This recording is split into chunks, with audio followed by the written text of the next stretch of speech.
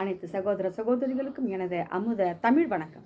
இன்னைக்கு கடவுள் எங்கே அப்படிங்கிற தலைப்பில் குருகுலத்தில் வேதம் படிக்கும் சீடன் ஒருவன் கடவுள் எங்கே இருக்கிறார் என குருநாதரிடம் கேட்டான்.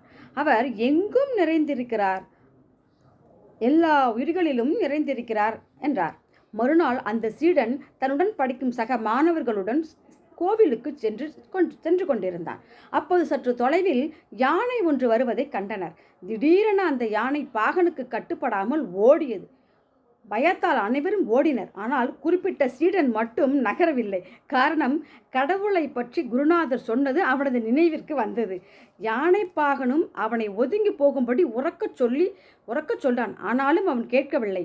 எல்லா உயிர்களிலும் கடவுள் இருக்கிறார் என்றால் யானைக்குள்ளும் அவர் இருக்கிறாரே, அதனால் தீங்கு ஏற்படாது என நினைத்தான். ஆனால் மதம் பிடித்த யானையோ அவனை தூக்கி வீசியது.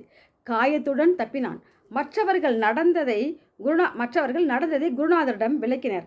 அப்போது குறுக்கிட்ட அவன், குருவே, எல்லா உயிர்களிலும் கடவுள் இருப்பதாக சொன்னீர்களே, யானைக்குள் அவர் இருந்த போதிலும் ஏன் இப்படி நடந்தது என கேட்டான். இப்போதும் சொல்கிறேன், எல்லா உயிர்களிலும் இருப்பவர் அவரே. பாகன் வடிவில் உன்னை ஒதுங்க சொன்னதும் அவரே என்றார். உண்மையை உணர்ந்த சீடன் தலை குனிந்தான். கேட்டதுக்கு மிக்க நன்றி. வாழ்க வையகம், வாழ்க வளமுடன்.